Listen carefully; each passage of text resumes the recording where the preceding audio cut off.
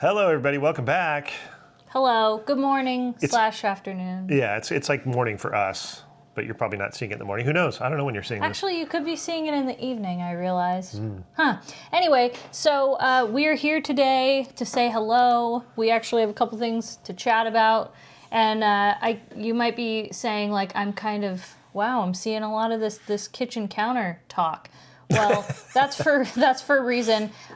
We're figuring that, you know, and I'm not trying to, like, say this is what we're doing forever, but right now this is how it's going, where we're like, you know what? This is the vibe right now? This is the vibe right now where it's like, we were talking about it, especially with how the weather's been, and then as we talked about in our last chatty video, we were like, you know what? We at least want to, like, say what's going on and tell you how we feel, and so we're going to just kind of continue that, and always try to, like, do what we can to check in and let you know how it's going. Now, again, things may change. So yeah, that's that. And of course you get just a little fraction of Greta. Her bottom won't be hopefully making such a bold appearance like last time. No. That was pretty... It's funny. You just made me think of something. This is how weird my mind is. And it happens in the morning a lot too. But you said that's that. But there was a show called That's Cat. I don't know if anybody remembers that. Like, I'm curious because it was such a deep cut, and I don't know if it was. I know it was on, like, local. I don't know if it was Chicago or if it was L.A., but it was like one of those, like, you know, public access type of things. But it was called That's Cat, and it was kind of a kids show, and Cat was almost like cool, like that's cool. Oh, I can see that, but like, no, I've never heard of it. So comment below though if you've heard of that. It's just funny, and I thought of it, and I don't even know if I know anybody who remembers it. They had a theme song, That's Cat, That's Cat. I mean, it's very simple. There was a cat on the show, I think, but I've even done a deep dive, and I try again, I guess, to see if it's hard to find. Like, I do that too, and I bet you that is probably harder for you because stuff was even longer ago, but even me trying to find some weird... Like, there was something I thought of the other day, Under the Umbrella Tree. It was this show I used to watch, and I did a deep dive. Thankfully, somebody had made a whole YouTube video. Apparently, it came from the Canadians. So, as if we didn't love the Canadians so much already... I love you personally even more because that's where Under the Umbrella Tree came from. It was such a good show. It was like... Was it Shel Silverstein? Who? Maybe. I don't... He did the Where the Sidewalk Ends. Is that what? I was that a book? Yeah. Wow, we're really... I think that's Shel Silverstein. And I think he did the one with the tree, the Giving Tree. I remember that one, but I don't know if he did that. I don't know. But I recognize what you're saying. I don't think it was him, but again, this is how my brain works in the morning. It just starts, like, grabbing, like, Shel Silverstein, and you're like, what? I'm like, no, my brain's just, it's when it's warming up, it's like just... Are you saying you're a computer? I don't know what I am. Do you remember those? Does anybody remember those? Sorry, it makes me laugh so hard. I don't know what you're talking about. My eyes are going to start watering. They were G.I. Joe dubs, and people did, like, in one of them he said, I'm a computer. Oh. She's talking about... Like, they were dubs. Okay, but to normal people, they were like little things, cartoons online that they would replace the audio. Yeah, they're G.I. Joes, right? And so they would take... They'd take weird audio and replace their voices. No, they would take, like, the short of what was happening. So, like, there was a fire, and, like, they're rescued by the G.I. Joe and whatnot, and they would be like, pork chop sandwiches, like... So good. They'd put just the weirdest. But when you said I'm a computer, I was thinking, he goes, I don't know what happened in that one, but he turns and he's like, that one. I'm a computer. Yeah. And some people probably a lot of times they would do stuff just so it would match the lips. Well, it kind of what the animation was, and it could be so bizarre, like, you know. Yeah, I'm a turkey sandwich. If we can find that clip, I'll put in the I'm a computer. But, like, it was like the fire was going off, and he's all pork chop sandwiches. Yeah. Get out of here, you idiot! What the hell? Oh, it was so funny. Anyway. And you don't like old Greg. Old Greg's not bad. Not bad. Old Greg. I'm old Greg. That shout out if you know about old Greg. Oh, I do want to do, side note, by the time this is being watched, I believe it will be our friend Diane's birthday, so I want to say happy birthday to you, Diane. Happy birthday, Diane. She's been watching since Periscope Katie. And if you know anything, that's a long, long time ago. Yeah. very long time. Well, for me, it was a long time ago. So yes, happy birthday, Diane. We hope you have a wonderful Yay. birthday. Another thing we need to talk about is the fact that it is crazy windy, and because of that, I just want to report we took down 99% of the Christmas decorations. We did. Also, do you see a tree back there? No tree. Well, you see a tree. I think I realized when we watched this back, you leaned the wrong way. No, I leaned the right way because it was there, and then you said, "Oh no, lean the other way," and then I went like this and blocked it. Yeah.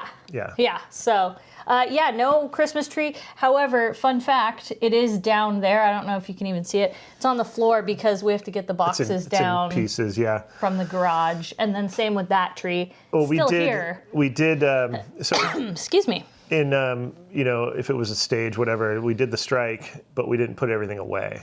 This is how fun it is being with Spence. Everything is in those terms all the time. I mean, it's kind of what you're doing. It's fine. I'm just saying. That's how it is. You are setting a little stage. You're setting a little look, as it were. Do you want me to strike it? We've worked with Corky before. We know the terminology. You're basically like that. Yeah. Do you want us to strike it? Want us to strike it? Because, we've worked with Corky before. A lot of references. Waiting for Guffman is that one. Yeah. It's so good. We did know the handshake from the two of them. At one point it was like... Yeah, they do their... And then they... Yeah. It's Catherine O'Hara. Oh my gosh. Yeah. She's so funny. She's so funny. But yes, I guess we're just having a good time this morning is the point. Like, we're thinking of all these references, having a good time, and there's nothing wrong with that. I think that's a good thing. Do you start off your morning joyful like that, thinking of references, laughing about things, relating things? We're all computers, basically. Yeah, hopefully if you scroll in the morning, your algorithm gives you funny stuff. Mine sure does. Mine's or like really cool, like, snowboard footage or surfing or something like that. So I'm always like, I wake up inspired. I turned on the news and I saw that the monorail stopped at Disneyland or something. That's been one of my biggest fears, you guys. I've been stuck in there for 20 minutes before, but it was at the station. Yeah, and they couldn't get it lined up with for the doors to open. There's like a sensor or something, and they kept just back and forth, and it wasn't activating the sensor or whatever. Windows were open. It was a little hot, but I remember kind of going like, man, I'm glad I'm in the station because like that would be crazy. And so they had to get the fire department with the big arm, like a ladder to reach out to get those people off one at a time. They'd, somebody get over to the ladder and then they'd walk down with them, go back up, get the next person. And, oh, man. See, that, listen, that would suck, okay? I'm not going to lie. That would be low-key, slightly traumatizing. But what would really be traumatizing for me in every way, shape, and form to a point where I can't even, is being stuck in there and not being able to move. They were in there, I had heard, again, on the news, I want to say it said something like 3 hours. 3 hours, you guys. 3 hours in a tiny thing. Now... that is a big reason I haven't wanted to go on Haunted Mansion lately. Like, that's been a thing for me is... your elevator thing. Well, the doors closed. There's no windows. There's nothing. No doors. Right? So they even tell you that. They're not hiding that fact. No, they're not. But my thing is, there is a remote chance, and it has happened before, that you could get stuck in there. And listen, they jam that thing. That's what I was going to say. It's not like it's like you got room for activities and you can, do some things. If you're kind of wall to wall with people. If the park is crowded or if that line is crowded, they smash as many people as they can in there. Oh, dude. And then they tell you to they're like, go, get further in don't leave any open space. Yeah. And it's like, you don't want open space. I'm like, I want open space. I don't want to be I don't want that. I understand what they're trying to do. Yeah. They got to move a lot of people quickly, right? But and they're aware of the capacity. But it's still... but it's in the shaft. This sounds terrible. That's what she said. It's in the elevator shaft there, okay? So my point is you're kind of surrounded by, I imagine, concrete or something, and you're stuck in there, and, what if... Okay, so we're in California. I'm spiraling. Okay, we're in California. I have to think of these hypotheticals. What if an earthquake happened? Well, the way elevators generally work and things that are suspended is usually when they're down to the floor level at their bottom is when the counterweights are also like down, so there's no tension. Like when that thing's up is when the counterweight is. Does that make sense? No, like, but I get. It's like you have to have counterweight to like lift something. Like if you were to have a guy do a pulley to lift an elevator, you have to have a lot of weight to get that thing up, right? So you're thinking, well, what if that cable snaps, right? That elevator's coming crashing down. That. No, that they do it opposite, so that if the cables, it's not gonna, it'll go to the roof. If anything, I think that's what it does. Okay. Correct me if I'm wrong, but I know that elevators have contingent type of things, especially that one where it's like it's only one floor. So. Yeah, but what about mid-floor? Like, do you know what I'm saying? Making any sense, but like between the floors, what is there? Because like, that thing occupies probably half. It probably, you know what I'm saying? It's probably so big that it probably doesn't just completely like disappear under. It's so tall that it probably just goes like here's the roof of like this. It probably just goes like that, and that it's like I don't know. Oh, okay. Wait, picturing like something. Like the door is still, like you could climb up to it. That's what I'm saying. So it's like, right there. Is there a floor between? So here's the stretching room. Okay, we come in, and my fear is getting stuck right here. And then I'm picturing the wall, whereas it's probably just a floor. It's more so like, say they did pry the door open. You could either climb out on top or climb. Okay, I feel a little bit better now. It's a floor basically. I feel a bit better now. As opposed to an elevator box, it's a floor that drops down, up and down, basically. Okay. So here's another experience, though, going back to the monorail. If they don't have those windows open, having the window open, knowing, and not that I'm going to, but knowing that I could climb out of there would make me feel better sometimes, but still. What are you climbing out to? Because the rail is like under you, so you're just, what are you going to just like? You just shimmy onto the roof. Dangle off the side? No, I would, in my mind, which again, it's not like this is going to happen, but in my mind, I would climb out the window and grab onto the top and lay on the top, and at least I would be free up there, but also kind of trapped. The thing is like curved, you're going to slide right off. I think it's a little flat on top. I would like to think. In my imagination, top, but I'm getting there. It's like a curve. It's like an airplane. As Mickey says, it's all about my imagination. Yeah. But yeah, so that's why it's just weird to me that they don't have, after all these years, like that. They have that little car that goes and cleans it. Mm-hmm. If you've ever stayed at Disneyland, the track. Too late. There's this little like monorail vehicle thing that rides the track. It looks like a box, and there's a guy on it, and he goes back and forth. They clear the track, test drive. That thing should be able to tow a monorail. Like whatever point. That thing is, should be able to hook up to the front and maybe hook a winch on to something else. A what? Like a winch. It's like a cable pulled by a motor, basically. But there should be a contingent to move that thing, because we've seen it stuck a lot. We've been in like Fantasyland and seen it sitting over the lagoon over there. Is it a duck or something? Yeah. Well, or who knows? But I've just seen it sitting there to where you're like, couldn't they just? We've only seen it sit there though for like 15 minutes at the longest, but like this was a 3-hour thing and it lost power. But that's also the trend of how things are going at Disneyland lately. We've been telling people the breakdowns in rides all the time.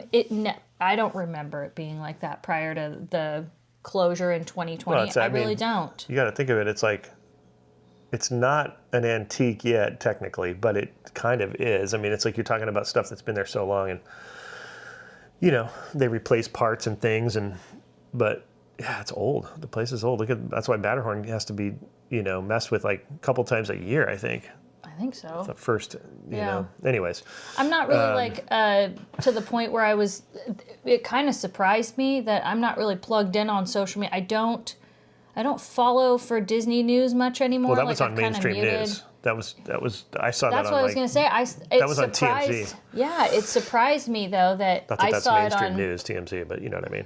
Well, I saw it on KTLA. Mm. That's what my point was. Is that I think it was just really weird and telling that like I've kind of muted a lot of it because man, Disney Parks social media is really weird. I don't watch any of it. Yeah. If I do follow and like and engage. It's usually because I like the people that create Yeah. the content. Like Yeah. I've kind of just, When it comes down to it, for me, like I enjoy going there and doing what we do. But as far as following anybody else's dream there or anybody else's kind of like vision through a camera there, just kind of want my own. And I've experienced too many of those people I think that I don't like or something, or whatever. They don't like me or whatever. I don't care. Whatever the reason, I'd rather just, have it our experience and untarnished. And it's similar to, I don't want to see anything, not that I'm going to get influenced and like copy something, but I just want my experience and my output to YouTube to be pure and to be like I experienced this. I expressed it to you, put it out there, and that's it. It has no bearing. I didn't see it anywhere. I didn't, there's no trend tied to it No. or like, oh, this is, I've also, I guess, how do I put this? So a good example is I had recently found out, and only, again, because I know this person and I like that person, but apparently there was like new menu items or something. And I don't even know to that extent because I didn't read any food guide. I didn't look into it very hardcore this time around.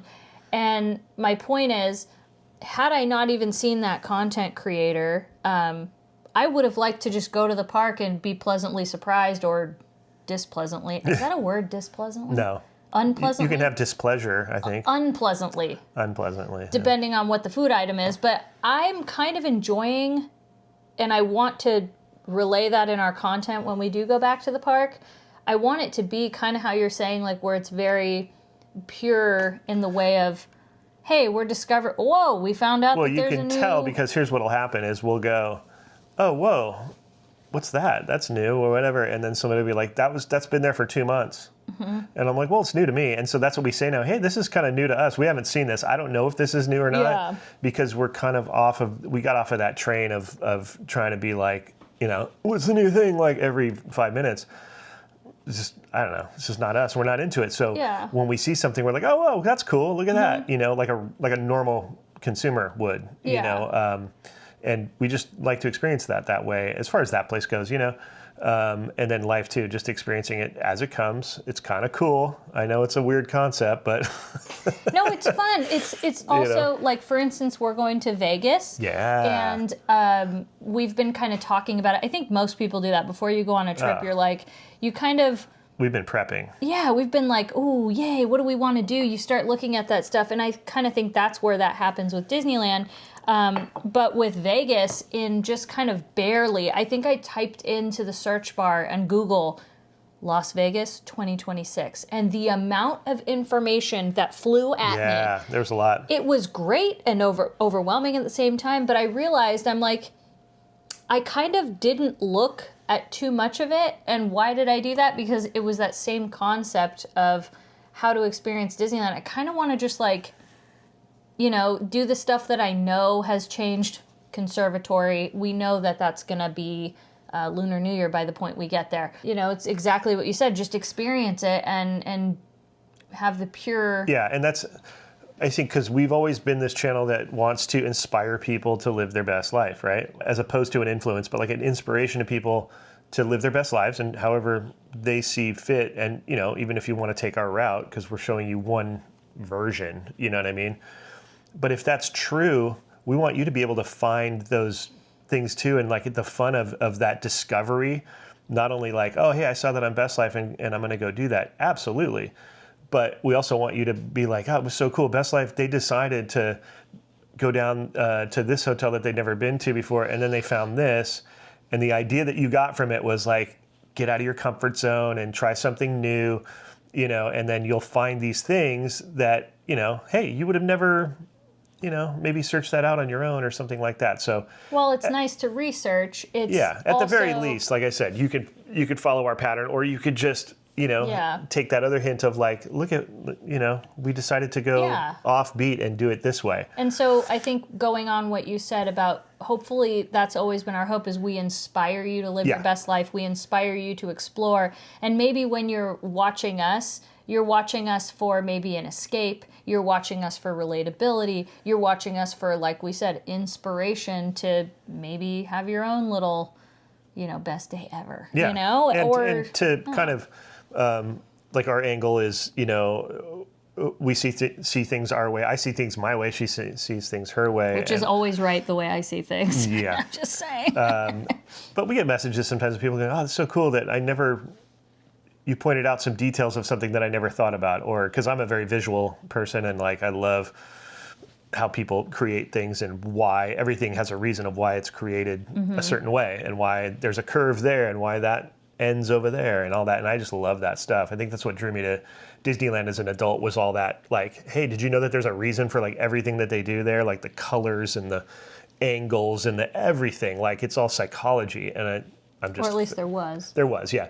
So, yeah, we love, kind of doing all that kind of stuff and living it as humanly real as possible. And then we just happen to have a camera with us, Yeah, I think that's good. As far as Vegas is concerned, our trip is coming up pretty soon. So today, one of our plans is we're going to kind of clean out the car. Yeah, it's a mess, you guys. Well, after all the rain and everything, and a bunch of trips to the beach, and there's a lot of sand, and there's just, it's so bad. A lot of stuff in there, and because you can fit a lot in that car, which is pretty cool. It's a good thing, but it's also a bad thing because we've realized we could just keep stuff in there. And how many times have we looked at each other and gone, do you know where something? It's in the car. It's in the car. I think I have a sweatshirt in the car. Yeah, that didn't happen as often with the little car, because there was no room. Not saying it didn't, but it didn't happen as much. Yeah. So we definitely need to do that. We need to hopefully we're going to try to do a Costco run, so stay tuned for that if we can make it happen. You sometimes have these great plans, but like certain priority is like, I want to get Christmas taken down and really straightened up here because when we go out of town, family stays here. Yeah. So it's like those kind of things. You don't want to have Christmas up for... Yeah, because like they're going to be like, what the... I thought we were done with this. I know. By the time we're gone, it's like that would just be crazy. But it's good also because I always have been one of those people that likes I clean up before I leave town. Like I want back and I want my place like when I come back to be like, right? I'm sure a lot of people are like that. As we get closer to the trip, it's like it's kind of hitting me. I'm like, oh man, I got to get this done. Another thing I have to get done before we go out of town is I want to mail out the stickers. We need to tell you about that. I had no idea how many people wanted stickers, and I want to. First of all, I want to apologize. More. I didn't realize. I didn't know. I don't think you knew. No, we were just making a batch of stickers. Well, and I think you had said it too, though. You want to be able to trade them, and we want to be able to give them to you. Yeah. But after getting as many emails and DMs, there's a lot of people that aren't even, they're nowhere near to the point where we're going to likely run into you unless we happen to be in Montana or whatever, and that likelihood is very low. So, point is, we also got messages saying, hey, can you please make some Best Life stickers, some Greta stickers, which coincidentally we had been talking about, but we didn't want to... We have designs. Yeah, we didn't want to, make that jump if it wasn't something that was like really a big, huge demand. Does that make sense? It's kind of like, because we have to invest money in it. That's the point, you know? And that's why with this batch that we did, it was a personal batch and it was justifiable because it was like a small batch. So now that we see like, wow, there's actually interest, like so I can make some of these other ones, and without having to... Excuse me. Without sitting on them forever, because sometimes you make a bunch of this stuff and like we still have buttons from the old days, which is a good thing. Yeah. But we probably thought we would have gotten rid of those by now, but we had surplus left. Well, we also, for that, we couldn't help it. And at the time we were at, Disneyland constantly and Disneyland changed. So that was kind of a weird situation. Yeah. But also a lot of people did want buttons. So now I'm like, I hope we do run into a lot of you, hopefully, so that we can give you some buttons and stickers. Yeah, if we have them on us at the time, hopefully we do. I am going to. If I can keep hard candies in my purse, like an old lady, I can keep buttons and stickers. That's a fact. Holding myself accountable. The other thing is, though, what I want to try to do is make sticker packs. Yeah. Like Eddie's doing, and a lot of those people. So I want to make a pack of like maybe a Best Life sticker, a Greta sticker, and these are when I'm saying this is not a declaration that I am gonna do this. What I am making the promise of is I'm gonna try to make sure I keep them in my purse. Mm. But the point is, these are like goals that we want to try to achieve for you guys. Like we really want to try. That's a dream that I'm hoping we can make happen. we do have to like financially make sure that it's, you know, because we're not going to go and invest like thousands of dollars in something. Yeah, well, luckily, like, whoa, luckily we're not making that much money. Yeah, luckily it's stickers, and they're not crazy expensive to make these days, which is great. So it's just time. That's all it is. You got to have a design. You got to have the time to do it. So if we can, though, like I said, we're going to try and make some sticker packs, and then we'll let you guys buy some of those. And then when we see people, we'll be able to have a different variety to give to people. So it's all around the year of the sticker. Who says the year of the horse? It's the year of the sticker. It's the year of the sticker horse. Yeah. Hope that doesn't mean something bad slang or something. I don't know how it could. Please, if it does. But I just want to make a horse sticker now. That'd be cool. Yeah. Well, you have a lot to do there. Yeah. So another thing, thank you. We want to say a massive thank you for all the support with the Malibu fire. We talked about it in yesterday's video. Yeah. And 1 year. Yeah, and we, in that video, we're also expressing our gratitude, and we want to continue to do that. It shouldn't happen in just one video. And that's a big thing we've been talking about is we want you to always know that we're grateful. We're grateful that you take however long these videos are, but you take time out of your day to turn on our channel, because ultimately that is like how we make our money. And the fact that you guys turn it on, not only that, but it gives us emotional and I guess you'd say like emotional, maybe some spiritual support, and we appreciate that. Yeah, we do. You know, the fire was a crazy thing, and you know, still is. Right? It's like we're still talking about it and thinking about it, and since we filmed that video, we had just heard that like Spencer Pratt is going to run for mayor. Yeah, and if you don't know who he is, he was on a bunch of reality shows back in the day, like Right at the Hills and. By choice, though. Yeah, by choice, and I think he helped create some of those. The Malibu one, at least the with Brody and those guys. Anyways, resident of Palisades who's been very vocal about what was wrong with that situation, and so he's gotten a lot of attention from it, and he's opened a lot of eyes to some stuff that went on. So yeah, he's running for mayor now, which is really cool, and he's empowered. I mean, that to me, if you think about it, is like that's why you should be running for like something like that. Is like that you're passionate about making a change and trying to fix something. That's great. Too often these type of situations are just like run by corporations, and people are funded by corporations, and politics sucks. So.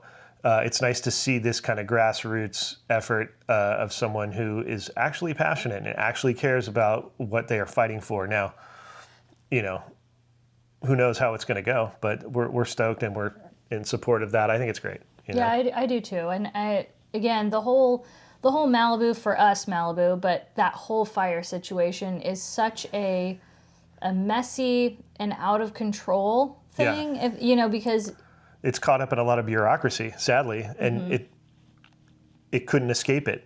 It you know what I mean? It's like, again, that's why I say politics sucks, because I don't even know if that made sense, but all that politics suck. Yeah, that stuff gets in the way of everything, because it gets painted as everything has some sort of agenda behind it or something like that. And you end up finding out that there's so much hypocrisy within that you're like, dude, like, what's wrong with these people? They're all corrupt, like all of them. That's insane. So, anyways, that's cool that's happening, and it's at least it's a positive thing in that effort. Movement wise, it's moving really slow, so we don't know. We don't really have much to report in that area yet for us, and so who knows? Yeah, we've been talking about it, especially since yesterday's video, that like we need to go back down there, because there is some stuff we have to do, but it's not pressing. Like all the times we were going down there before, it was very like pressing. Like we had to take care of this at this point. Yeah, there were deadlines and timelines and all this stuff going on. And yeah, because from the get-go though, I mean, from the start, it was like just to get in there, we were like, we got to get in there before the whole thing gets locked down. We got to get our stuff out, right? And then the looter thing happened. That was the second phase. And then there was just so many phases of like got to get there, and we don't have a lot of time, and it's dangerous being there, and it's emotionally like just horrible down there. You know what I mean? And yeah, so it wasn't a. But my point is, wasn't a fun because we don't have a deadline, I've found that we are both avoiding it like the plague. Like we are because we can. Yeah. And and I don't know if that's such a good thing. Like I'm saying, there's a part of me that goes, is this a good thing because you're kind of putting off kind of processing some of it? But also I'm like, I don't think so, because I don't think so. if you're not ready, right? Why force yourself? But here's the problem though with that is like I've already processed enough of all that can be processed because everything is in limbo. Yeah. So there is you're not going to get any type of like what one would call like closure or anything like that right now. It's just not going to happen. Well, so what more are you going to achieve? That's what I mean. So it's like you can't really expect. Okay, so in terms of that, like in not going down there, I just don't. It wouldn't do anything. It wouldn't. You know what I mean? It wouldn't affect anything. There'd be no point in going. It would affect my emotions. That's what it would affect. So do I want to do that to myself? Not really, because it's like a repeat. You're just going to do the same thing. It's like we're going to go and feel the same way about the same thing that we felt last time. And I think it might be a little bit different if it was like, okay, we're going down there and we're seeing some progress happening. Right. And I'm not talking like a little bit of progress where like the people bought up a bunch of, plots or there's a new seawall progress that relates to us. Yeah, like, that's what directly I mean, relates to us, where it's like we could actually go back there and stay there, And you're not that we don't have that right now, so it's kind of like, what are we achieving other than? And this is what a lot of YouTubers will understand. You'll achieve views, which views equal your money. But is that worth it? Like to that level? Hurt your emotional.